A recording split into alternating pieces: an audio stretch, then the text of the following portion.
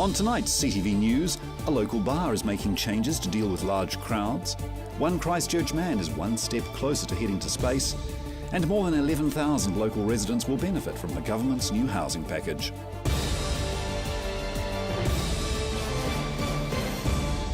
This is CTV News. I'm Grant Mangan. Large crowds are causing trouble for a new cluster of bars. Emma Cropper has more. Christchurch's latest hotspot is hoping age restrictions at the door will keep the crowds at bay. Strangers Lane opened to the public 3 weekends ago and has already become a popular hotspot on Friday and Saturday nights. I mean, the expectations have definitely exceeded what we were hoping to get in, and we've just, it's been a couple of weeks of busy trading. These streets are empty now, but over the weekends, queues are back to the corner, with punters waiting in the cold to get inside. But operations manager Tom Newfield is hoping the R20 age limit will help ease the long wait in line.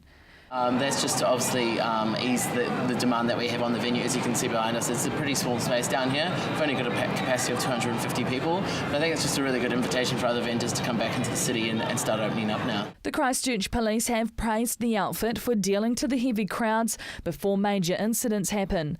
Figures compiled from the University of Canterbury show the nightlife in Christchurch is almost back to pre-quake levels, with more than 95% of bars, restaurants and cafes in the central city reopening their doors. The Strangers Lane, just one of the many to follow that trend. I speak to a lot of people that have been coming down, and even our suppliers and just other business owners around town. There's definitely some momentum in the city at the moment. There's a real buzz feeling going on, and I just think it's all starting to finally happen again. The new age restrictions will be tested on party goers this weekend. Emma Cropper, CTV News. More than 11,000 Cantabrians will benefit from the government's new KiwiSaver Home Start package. The government has released new statistics around the number of first home buyers who will benefit from a new scheme.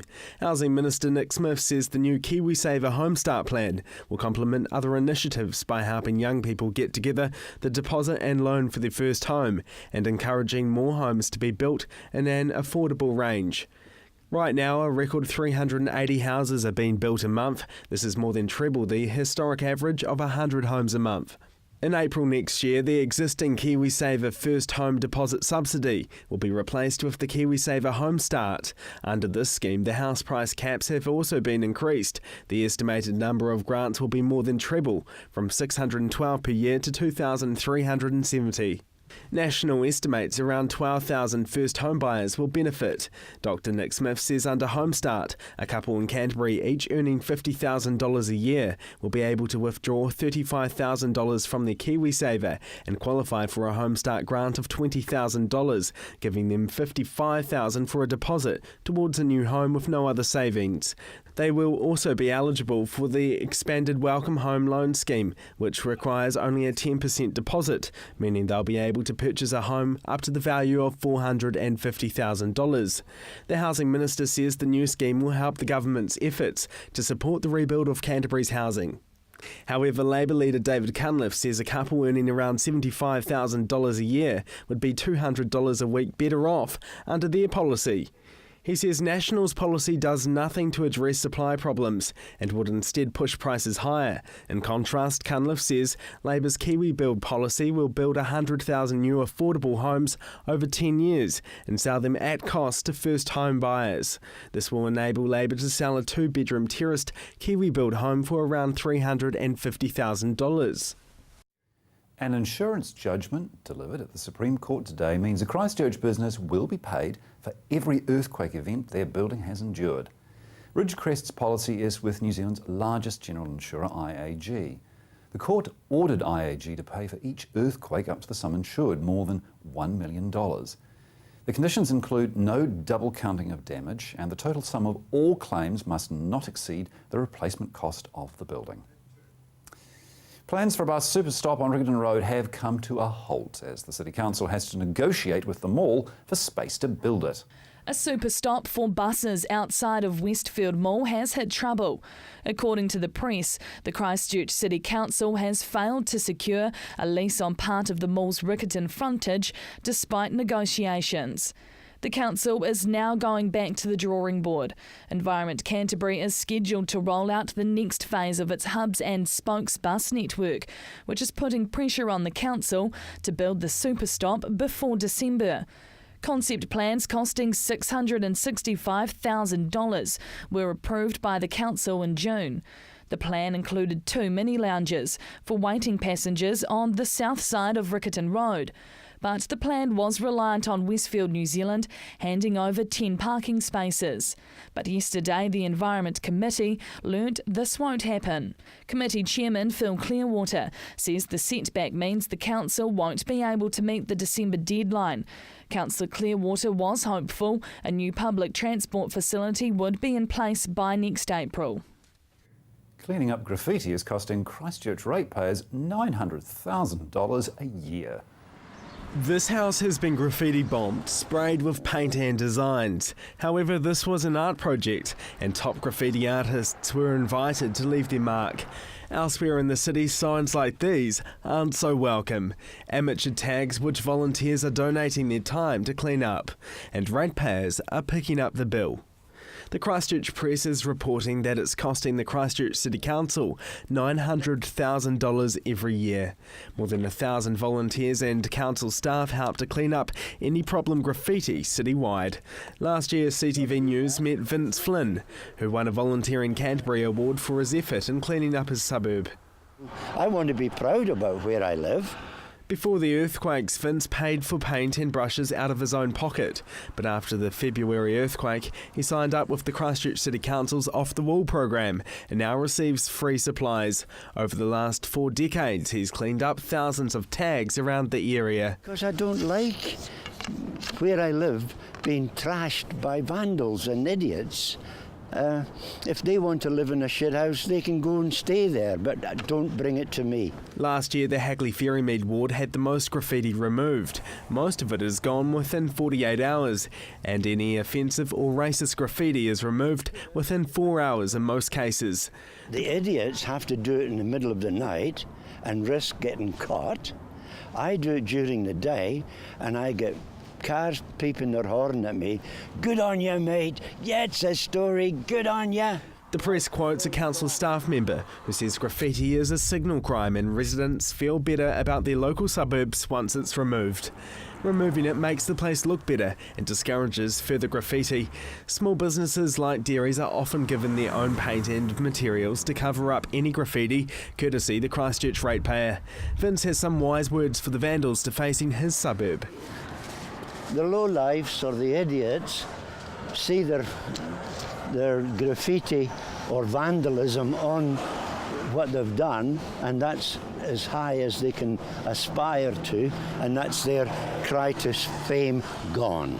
And it's the volunteers like Vince who are keeping Christchurch beautiful. Coming up, volunteers are preparing for Daffodil Day.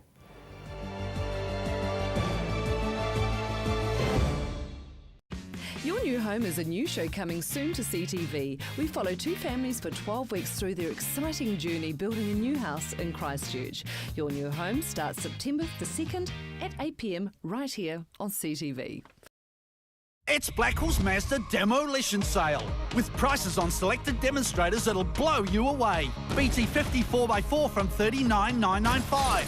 CX5 from $35,595. Mazda 6 LTD from $49,995. CX9 from $55,495. And Mazda 3 from $30,800. The clock's ticking. These prices could blow any second. Call Blackwell's Mazda Sockburn today. Undergone home renovations?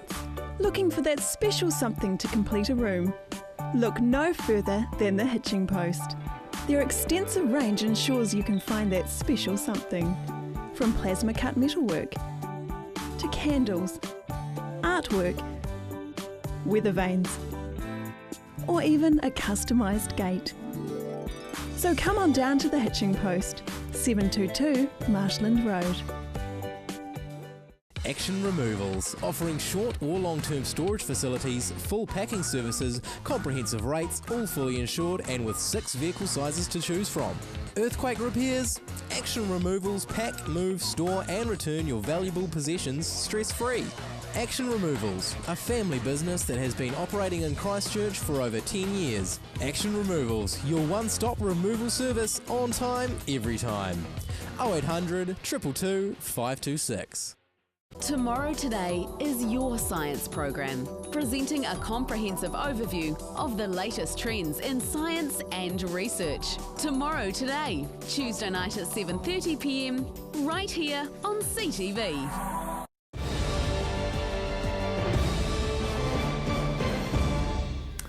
Proposed car parking changes at Christchurch Hospital will not affect visitors. The Chief Executive of the District Health Board is promising everything will be business as usual until the redevelopment of the hospital starts later this year.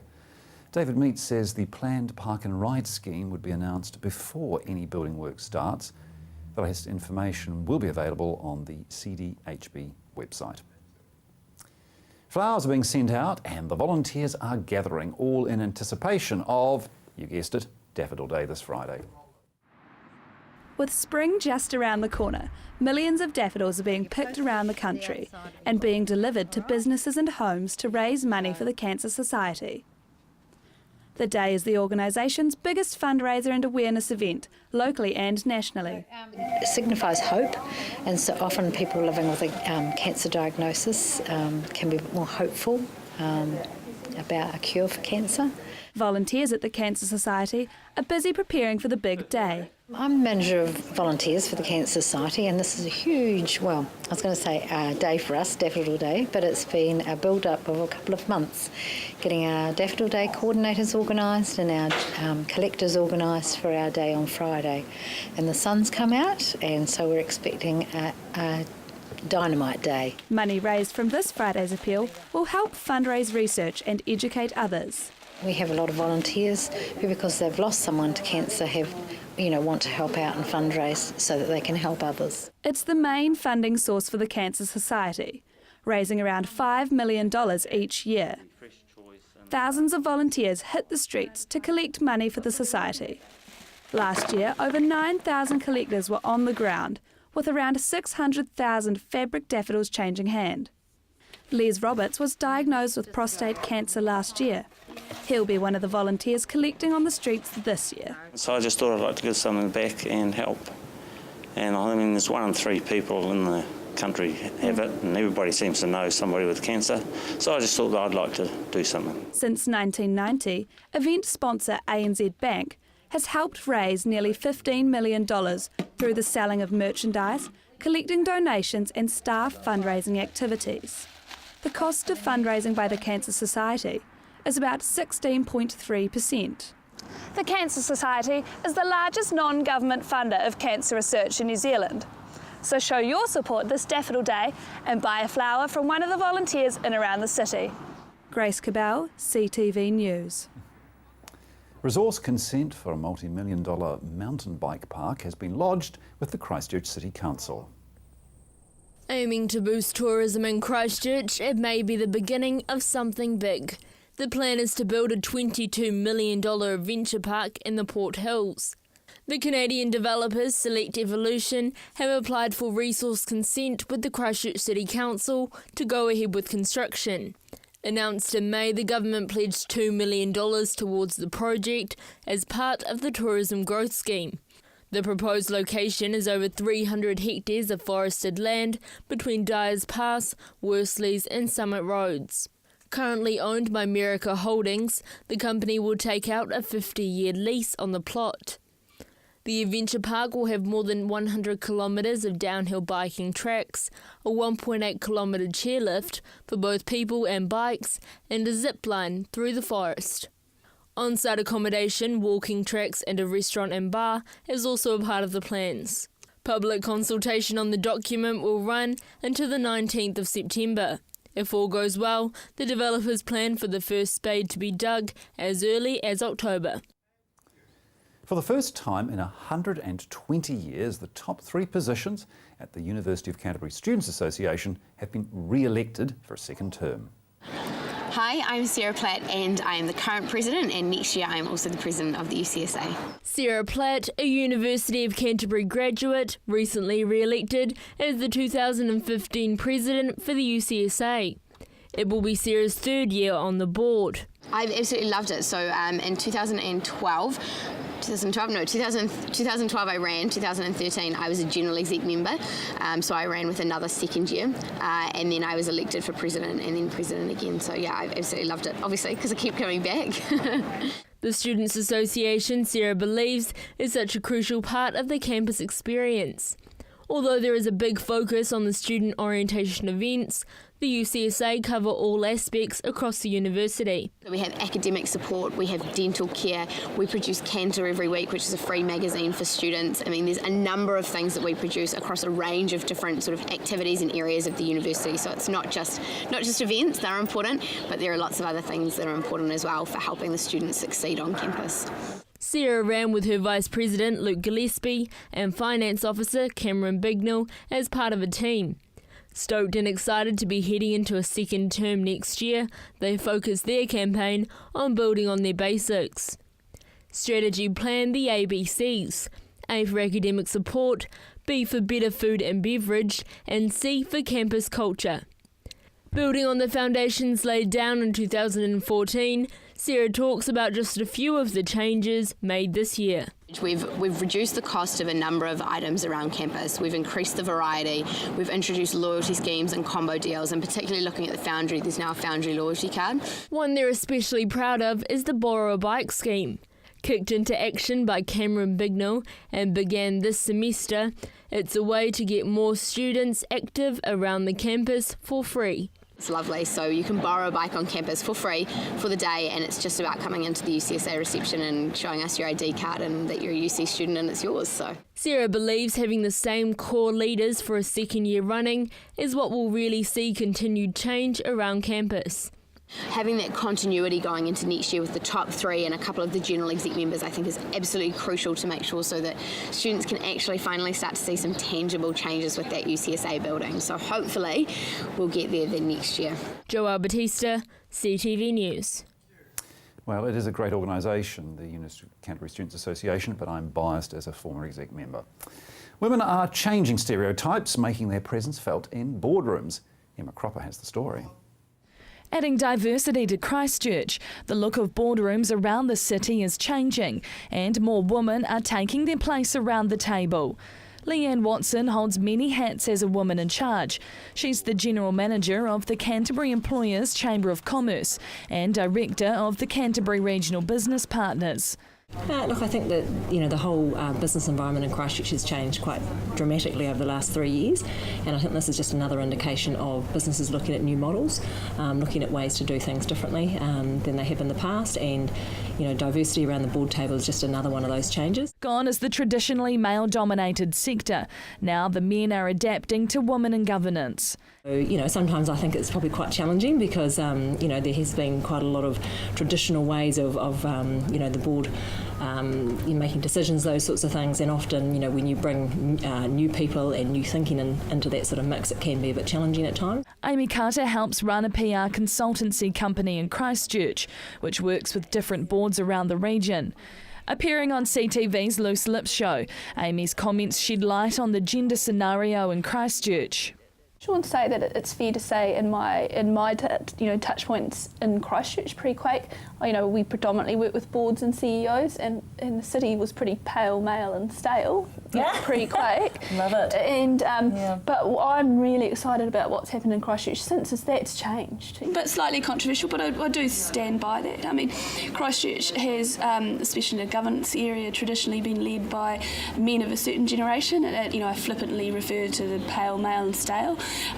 Look, it's about an attitude, not necessarily an age, and what I'm really excited about now is we're seeing a significant change in our leadership in the commercial sector and in the not-for-profits as well. We're seeing new, young, vibrant people with world experience coming home, getting involved, or stepping up. With a diverse look around the table developing, Amy Carter believes it's a step in the right direction. The influx from the new generation is showing the same pattern. Christchurch City Holdings announced its 8 inaugural director internships, 7 of those going to women. Only help. It's not all middle-aged men that buy things. So, having diversity on boards needs to reflect not only the market of the company, in my opinion, but also different ways of thinking. We all think a little bit differently depending on your age, sex, gender, or culture. 2014 has seen an influx of businesses being rebuilt in the city, which is when Amy believes locals will see the effects of diverse boardrooms. We're not what was, we're going to be what is, and so there's an opportunity to flesh out and be involved in the leadership and the direction of where we're going, and businesses are going to play a big part in that. And so the more diversity we have, then probably the more diverse the businesses and the opportunities we're going to see as well. Emma Cropper, CTV News. Still to come, your regional weather.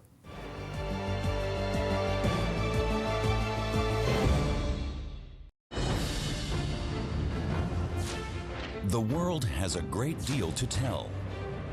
Journalists from across the world report on their home nations and the experiences of the people who live there. World Stories. Warm yourself up with a delicious wintry meal at Hinton's Restaurant and Vineyard. Let the flavours of the country linger in your mouth long after your plates and glasses have been cleared. Enjoy an afternoon of comfort and class with great people.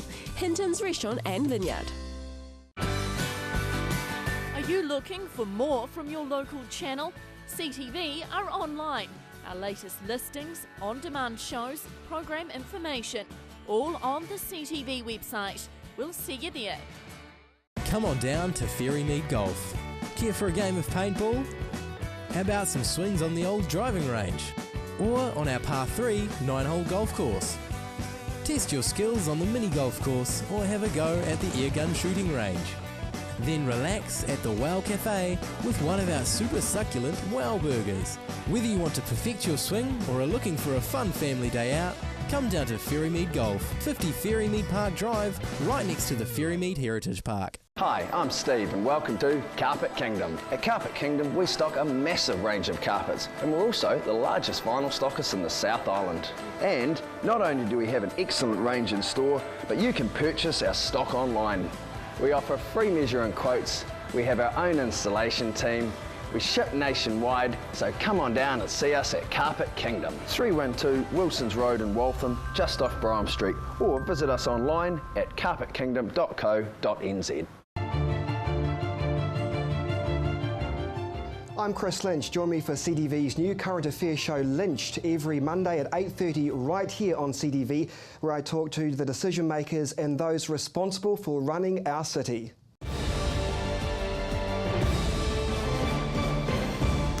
One Christchurch man's journey into space is another step closer. Despite years of delays, his commercial space flight should blast off within the next few months. Most people dream about it, but only a select few have experienced travelling to outer space. Until now, that is. Billionaire Sir Richard Branson is planning to soon launch his commercial flights to outer space. The Virgin Galactic's new extraterrestrial service will send anyone who is willing to purchase a $234,000 ticket to Spaceport America, where they'll blast off into space. 9 Kiwi space tourists have already embarked on a rigorous astronaut training program to prepare themselves for the upcoming spaceflight. However, this is old news. Christchurch man Mark Rocket has been waiting more than 7 years for his seat on one of the first flights, but delays with the technology have pushed the first flight back year after year. The Christchurch entrepreneur, who legally changed his last name to Rocket, first booked his ticket in 2006. Back then he thought he would be flying within 2 years. Yeah, it's a great privilege to be in that first wave of 80 people in the Virgin Galactic founders. And as I said, I signed up back in 2006 and it's been a bit of a wait for us for the big day to come. A lot of people are pretty excited about the opportunity. And it's just good to be able to support this new endeavour. Recently, there's been an acceleration in test flights and accommodation at the Spaceport America launch site in New Mexico has also been built. Mr. Rocket has visited Spaceport America several times, observing the progress behind the design of the rockets. He hopes that as technology advances, this trip won't turn out to be his last. It would be a great thing to do if you could go orbital. I think that would be the ultimate, and they've even talked about doing slingshots around the moon where you get to to travel real close to the moon and come back like in a figure 8 scenario, kind of like Apollo 13, but hopefully without all the sirens going off in the cabin. The spacecraft will accommodate 6 passengers and 2 pilots. Eventually, it will run about 5 commercial flights a day at altitudes of more than 359,000 feet. Time to check out your regional weather. Good evening, Canterbury. Let's take a look at your region's weather. First in Timaru, 12. Geraldine and Temuka, 14. Looking now at Methven, Ashburton and also Rakaia there, a high of 12 degrees. Darfield, Leaston and Ralston have a high of 12. Moving along to Lincoln and Christchurch, they hit 12 degrees today. Over in Akaroa, they had a sunny day with a high of 12. In the Waimakariri district, Rangiora, Kaipoi and Amberley had a high of 12.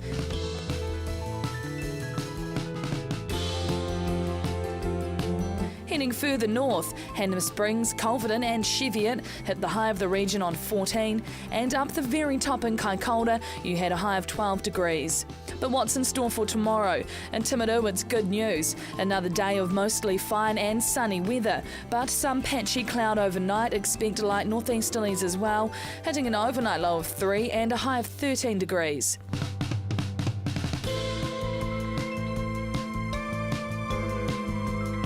In Ashburton, frosty tonight, but mostly fine and sunny with light northeasterly breezes. A chilly -1 overnight with a high of 13 degrees throughout the day.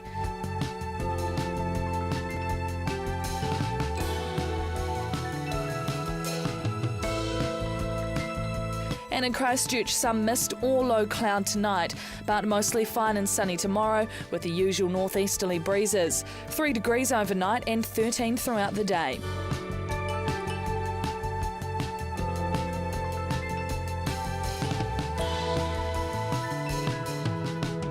Up the top in Kaikoura, another day of mostly fine and sunny weather, but some patchy cloud overnight. Expect light northeasterlies as well.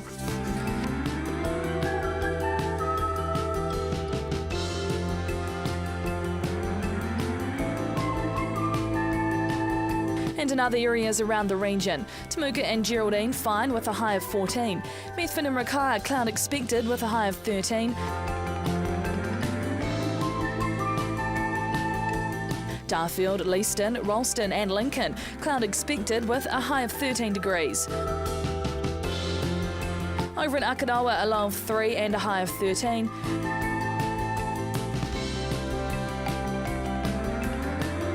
Rangiora, Kaipoi and Amberley will have the high on 13 degrees.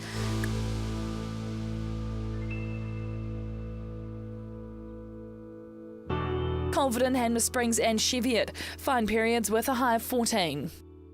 And looking ahead for the rest of Canterbury, mostly cloudy on Friday and Saturday with moderate northeasterly winds and becoming breezy near the Banks Peninsula. A few drizzle patches may be possible in the morning and night, but mostly dry. Expect cool temperatures. Mostly fine and sunny on Sunday and Monday with moderate northeasterly winds. Fine with high cloud increasing on Tuesday and milder northerlies but cold southwesterlies and rain developing from the evening. And that is all for your region's weather tonight. Enjoy the rest of your evening. And that's CTV News for Wednesday. I'm Grant Mangan. Good night.